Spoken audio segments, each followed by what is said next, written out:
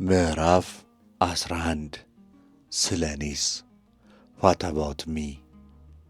እስካሁን በዚህ መጽሐፍ ውስጥ ስለ ሌሎች ሰዎች ተነጋግረን፣ በተለይ ስለ ተለያዩ የስብዕና አይነቶች ፐርሶናሊቲ ታይፕ፣ የስብዕና አይነትን እንዴት መለየት አይደንቲፋይ ማድረግ እንደሚቻል፣ የሰውነትን ቋንቋ እንዴት ማንበብ እንደሚቻል እና የመሳሰሉትን በእውነት እስካሁን ያላወራንበት ሃቭንት ቶክድ አባውት ብቸኛው ነገር እርሶ ኖት።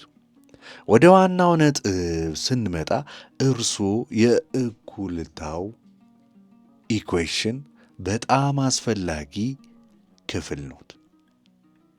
ይህ ለምንድን ነው? የዚህ መጽሐፍ መጨረሻ ግብ ከሰዎች ጋር እንዲገናኙ መርዳት መሆኑን ላስታውሰው ትፈልጋለሁ። እናም ሁሉም ግንኙነቶች እኩል አይደሉም።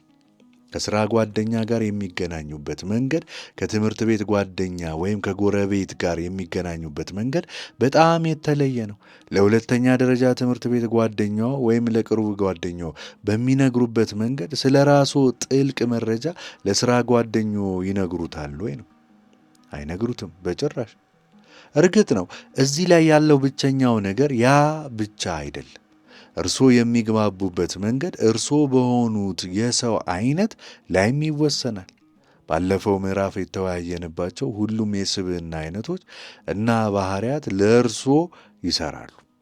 ስለዚህ እርስዎ ውስጠ ገብ ወይም ኢንትሮቨርት ወይም ውጭ ገብ፣ ኤክስትሮቨርት፣ አስተዋይ ወይም ተጨባጭ አሳቢ ወይም ስሜታዊና ተለዋዋጭ ወይም ወሳኝ መሆኑን ማወቅ አለቦት። ይህ ለምን አስፈለገ ከተባለ እንግዲህ ከሰዎች ጋር የመገናኘት ችሎታው በራሱ ስብዕና የተገደበ ነው። ለምሳሌ እርስዎ ውጫዊ ገብ ወይም ኤክስትራቨርት ከሆኑ ውስጠ ገብ ኢንትሮቨርት ከሆኑ ሰዎች ጋር እንዴት መገናኘት አለቦት? እርስዎ ስሜታዊ ከሆኑ ተጨባጭ ከሆነ ሰው ጋር እንዴት ግንኙነት ይፈጥራሉ? ፈተናውን እንዲወስዱና በተቻሎት መጠን ስለ ራስዎ እንዲያውቁ አጥብቄ የማበረታታው ለዚህ ነው። ይህ ወሳኝ ነው። ምክንያቱም ያንን ግንኙነት ለመፍጠር በእውነት ከፈለጉ እርስዎ በማይመቾት ሁኔታዎች ውስጥ ራስዎን ሊያገኙ ይችላሉ። ለምሳሌ ውጭያዊ ገቦች ወይም ኤክስትሮቨርት በትላልቅ ቡድኖች ውስጥ ጊዜ ሲያሳልፉም እንኳ ግንኙነትን ይፈጥራሉ። ውስጠ ገቦች ግን ጸጥታ ያለው የአንድ ለአንድ መስተጋብር ይመርጣሉ። ታዲያ አሁን ምን ይሆናል ነው ጥያቄው።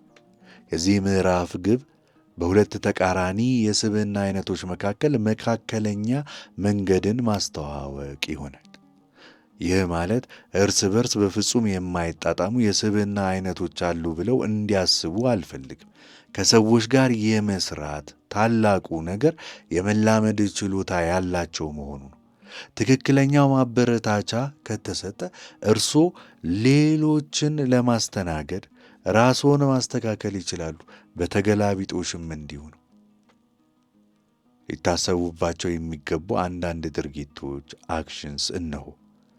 አሉታዊ የሰውነት ቋንቋዎች ኔጌቲቭ ቦዲ ላንጉጅ የምንላቸው እጆችን በሰውነት ፊት ማጣጠፍ፣ የተወጠረ ወይም አነስተኛ የፊት ገጽታ፣ ሰውነትን ከሌላ ሰው ማዞር፣ ወደ ታች ያዘነበሉ አይኖች፣ የአይን ግንኙነት አለማድረግ፣ የመለያየት የሰውነት ቋንቋ፣ መጥፎ የመቀመጥ አቋም ፖስቸር፣ መጻፍ ወይም መሞነጫጨር፣ ወደ ሩቅ ቦታ ማፍጠጥ ወይም መመልከት፣ ወደ ታች ያዘነበለ ራስ፣ መቁነጥነጥ ወይም በአንዳንድ ዕቃዎች መጫወት። አዎንታዊ የሰውነት ቋንቋዎች ቀጥለን እንይ። ክፍት አቋም ወይም ኦፕን ፖስቸር ይኑሮት። በወንበር ላይ ሳይዘረጠጡ ጡንቻዎችዎን ዘና ያድርጉ። ሰውነትዎን ቀጥ አድርገው እጆችዎን ወደ ጎን ላይ ወይም ከፊቶ በታች ሁኔታ ላይ አጣምረው ያስቀምጡ። ይህ ለውይይት ክፍት ተሳትፎ ለማድረግ ሌላኛው ሰው የሚናገረውን ለማዳመጥ ፈቃደኛ እንደሆኑ የሚያሳይ ገጽታን ይሰጡታል። ከሌላ ሰው ጋር በሚነጋገሩበት ጊዜ ፊትዎን ከመነካካት ይቆጠቡ። የግድ እውነት ባይሆንም አብዛኛዎቹ ሰዎች ፊት መንካትን እንደ የታማኝነት ማነስ ምልክት አድርገው ይመለከቱታል። ለምሳሌ ለጥያቄ መልስ ሲሰጡ አፍንጫውን የሚነኩ ወይም የሚያኩ ሰዎች አሉ። ይህ በሚሆንበት ጊዜ ሌላኛው ሰው ብዙውን ጊዜ ይህንን ድርጊት በሌላኛው ሰው በኩል እንደ የታማኝነት ማነስ ይመለከተዋል። በድጋሚ ይህ በቴክኒካዊ እውነት አይደለም። ነገር ግን እርስዎ ሌሎች ሰዎች በሚያስቡበት መንገድ ላይ ቁጥጥር የሎትም። ስለዚህ በውይይት ወቅት ጥሩ ግንዛቤ ለመፍጠር በሚሞክሩበት ጊዜ ይህንን ከማድረግ ለመቆጠብ ይሞክሩ። የዓይን ግንኙነት ያድርጉ። በውይይት ወቅት የሌላውን ሰው እይታ መያዝ የተሳትፎ፣ የፍላጎት እናም የቅንነት ምልክት ነው። አንድም ቃል ሳይናገሩ ፍላጎትዎን የሚያስተላልፉበት ጥሩ መንገድም ነው። በተወሰኑ አጋጣሚዎች የአንድን ሰው በአፈጻጸም፣ በዝግጅት ወይም በሌላ እንቅስቃሴ ላይ በዝምታ ለማበረታታት በጣም ጥሩ መንገድ ሊሆንም ይችላል። ጠንከር ያለ መጨባበጥን ይጠቀሙ። ጠንከር ያለ ማለት የግድ የሚያም ማለት ግን አይደለም። በቀላሉ በስብሰባ እና የእርሶን ቅንነት እና ቁርጠኝነት ለማስተላለፍ የሚረዳ ጠንከር ያለ ያዝ ማድረግ ነው። ይህ ብዙውን ጊዜ ለሌላኛው ሰው ጠንካራ ስብዕና እንዳሎት እና በውይይት ውስጥ ውሳኔዎችን ለመደገፍ ፈቃደኛ እንደሆኑ የሚያሳዩ መንገድ ይሆኖታል። በሥራ ቃለ መጠይቆች ወቅት ወይም ሊገዙት ከሚችሉ ደንበኞች ጋር ሲገናኙ ስለ ታማኝነቱ ለማረጋገጥ በጣም ጥሩ ቃል አልባ መንገድም ነው። ይህንን በጥንቃቄ ያድርጉት። በጣም የጠበቀ መያዝ ግልፍተኛ እንደሆኑ እንዲመስል ሲያደርግ፣ የላላ መያዝ ደግሞ ደካማ ወይም በቀላሉ የሚቆጣጠሩት ኮንትሮልድ አይነት እንደሆኑ እንዲመስል ያደርጎታል።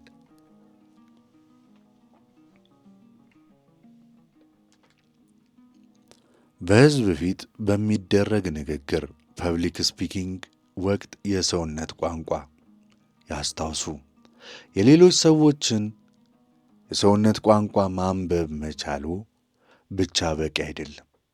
በራስዎ የሰውነት ቋንቋ አማካኝነት የሚፈልጉትን ትክክለኛ ስሜት መቀስቀስ ወይም ኢቮክ ማድረግ ይቻልዎታል። አስፈላጊም ነው። ሰውነቱን እንዴት ማስቀመጥና ማንቀሳቀስ እንዳለብዎ ማወቅ በብዙ ሁኔታዎች ውስጥ ወሳኝ ነገር ነው። ነገር ግን በሕዝብ ፊት በሚናገሩበት ጊዜ ደግሞ እጅግ አስፈላጊ አይደለም። በሕዝብ ፊት ንግግር በሚያደርጉ ጊዜ ሊታሰብባቸው የሚገቡ አንዳንድ ጠቃሚ ምክሮች ደግሞ እነኚህ ናቸው። አዎንታዊ አቋም ፖዘቲቭ ፖስቸር ይኑሮት። ቀጥ አፕራይት ብለው ይቁሙ ወይም ይቀመጡ። ትከሻዎ እና ክንዶቹ በጎኖ ላይ ይሁኑ። እጆቹ ከፊቶ ሊያጣምሩ ወይም በጎን ላይ ዘና አድርገው ሊያስቀምጧቸው ይችላሉ። በግልጽ እንደሚታየው በሕዝብ ፊት ንግግር ላይ ከተሳተፉ በምልክቶች አማካኝነት ለማለት የሚሞክሩትን ነገር ለማጉላት እነዚያን እጆች ይጠቀማሉ። ምንም ያድርጉ ምን እጆችዎን በኪሶ ውስጥ አይክተቱ ወይም አይዘርጥጡ። ይህ ለሁኔታው በእውነት ፍላጎት እንደሌለው እንዲመስል ያሳያልና። አስፈላጊ ከሆነ ከመስታወት ፊት ለፊት አቋሞን ይለማመዱ። በዝግጅት ላይ ሊናገሩት የሚገባውትን ነገር ይለማመዳሉ። ታዲያ ያንን ዝግጅት በትክክል የሚያቀርቡበትን መንገድ ለምን አያካትቱ? እዚህ ያለው ግብ ግልፍተኛ ወይም እብሪተኛ ሳይሆኑ ብቁ ሆነው እንዲታዩ ማድረግ ነው። ራስዎን ቀና ያድርጉ፣ ነገር ግን አዎንታዊ ገጽታ ለመጠበቅ በአፎ ላይ ትንሽ ዘንበል ቲልት ያድርጉ። ክፍት የእጅ ምልክት ይጠቀሙ። ስለዚህ ጉዳይ አስቀድመን ተነጋግረናል። ክፍት የእጅ ምልክት ታዳሚዎች እንዲያዳምጡ ይጋብዛል እና አዎንታዊ ስሜቶችን ይሰጣሉ።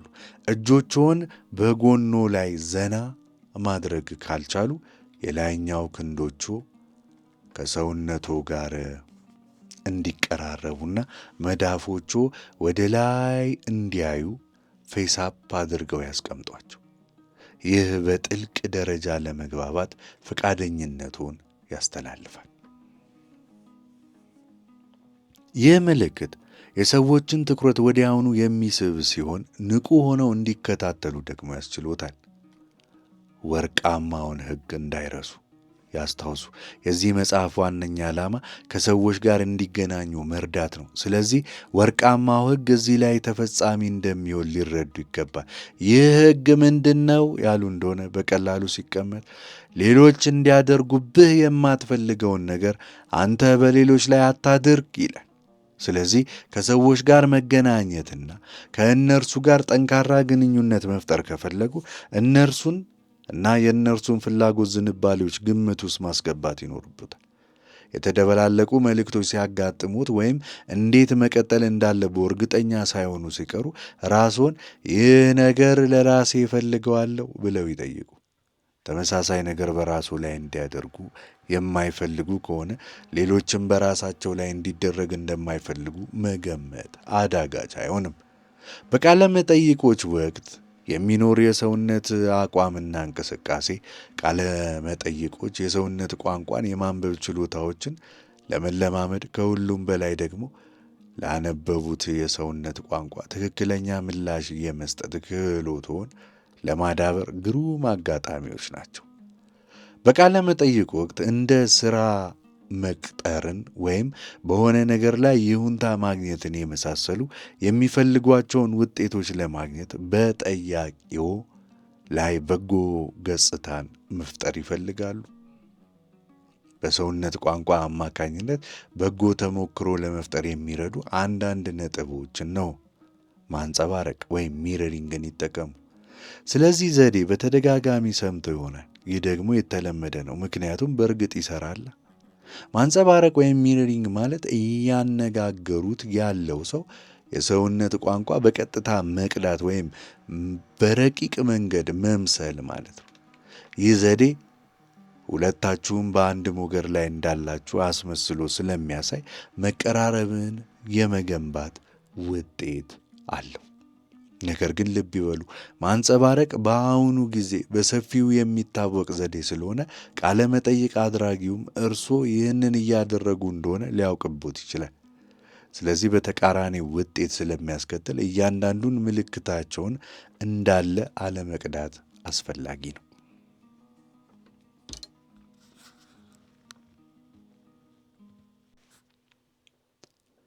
ትኩረት መስጠትን በሚያሳዩ የእንቅስቃሴ ምልክቶች ላይ አተኩሩ። ከመጠን በላይ ማድረግ የለባችሁ። ነገር ግን በቃለ መጠይቁ ወቅት ራሳችሁን መንቀሳቀሳችሁን፣ ፈገግ ማለታችሁን እንዲሁም ሰውነታችሁን አዝናንታችሁ መያዛችሁን አረጋግጡ። ወደ ቃለ መጠይቅ አድራጊው ጥቂት የማዘንበል ዘዴም እዚህ ላይ ሊሰራ ይችላል። ይህም የቅርበት ስሜት ቅዠት ለመፍጠር ያስችላል። አስቸጋሪ ጥያቄ ስትጠየቁ የምትሉትን ነገር አስቀድማችሁ ለማሰብ ከመቆም ወደ ኋላ አትበሉ። ጉንጫችሁን ዳበስ አድርጉ።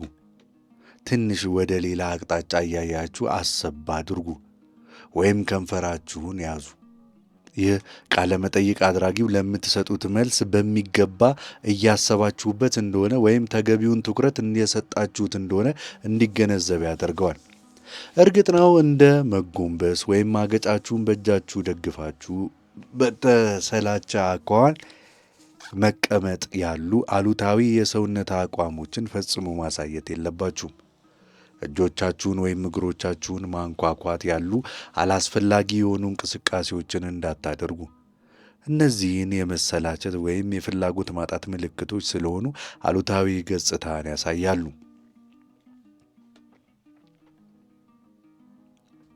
የእኔ ባህሪ ምን አይነት ነው? ስለ ራሳችሁ ልትመረምሩት የሚገባው ሌላ ጥያቄ ባለፉት ምዕራፎች በሰጠናቸው የኤምቢአይቲ ገለጻዎች ላይ በመመስረት የእናንተ የባህሪ አይነት ምን እንደሆነ ማወቅ መቻል። ከሰዎች ጋር በመግባባት በመገናኘት ረገድ ያሉባችሁን ጥንካሬዎችና ድክመቶች እንድትገነዘቡ ትፈልጋለሁ። ምናልባት ኢንትሮቨርት ሆናችሁ ከኤክስትሮቨርት ጋር ለመግባባት እየሞከራችሁ ይሆናል። ይህም ስራውን እጅግ ከባድ ያደርግባችኋል።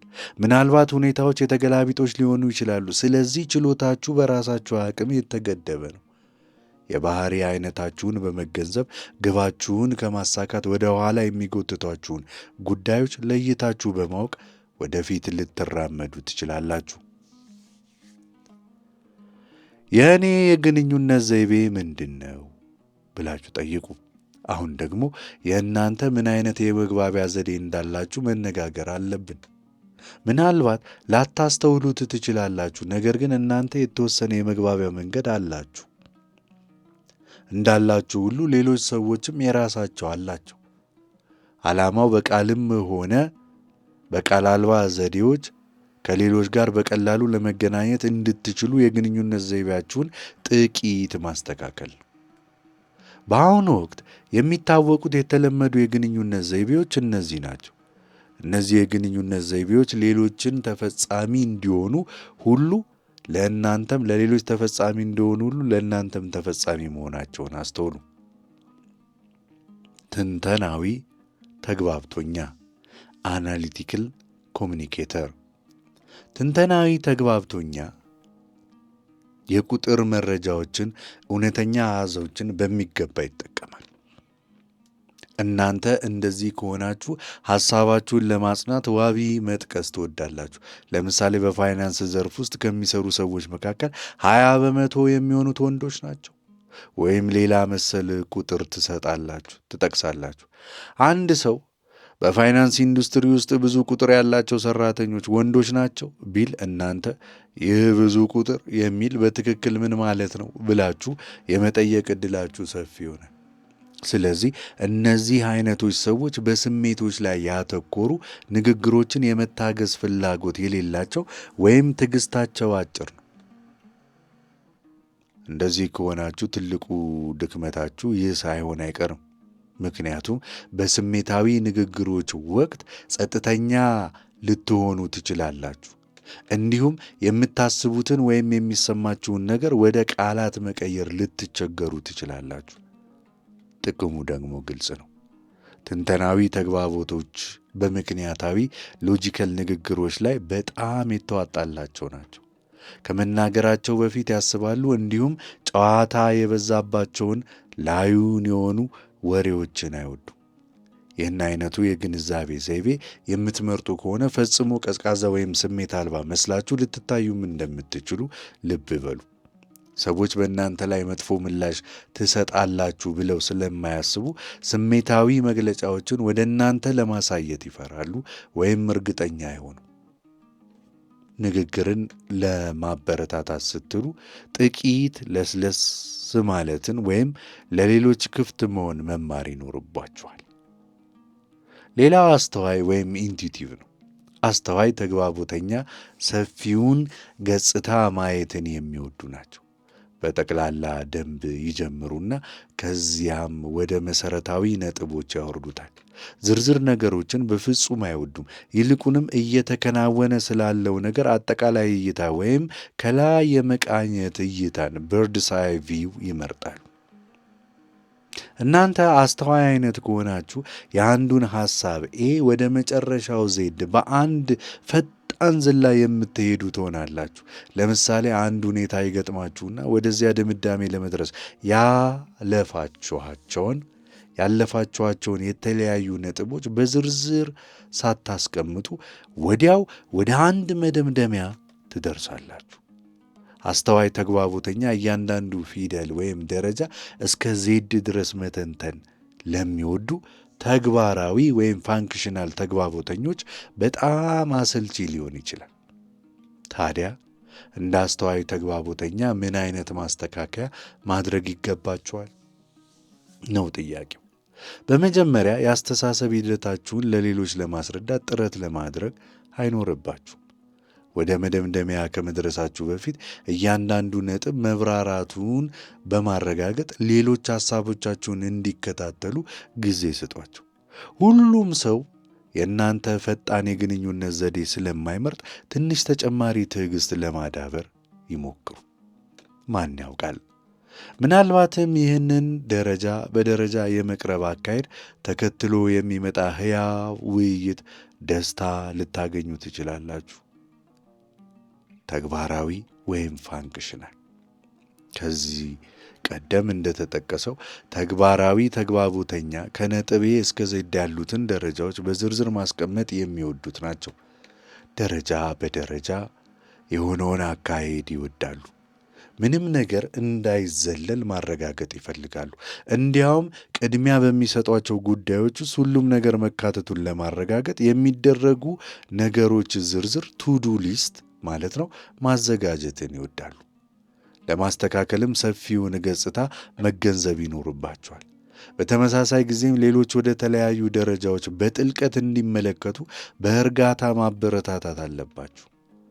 ትንንሾቹ ደረጃዎች አሁንም በሰፊ ገጽታ ላይ ሙሉ ተጽዕኖ ሊያሳድሩ እንደሚችሉ ታውቃላችሁ።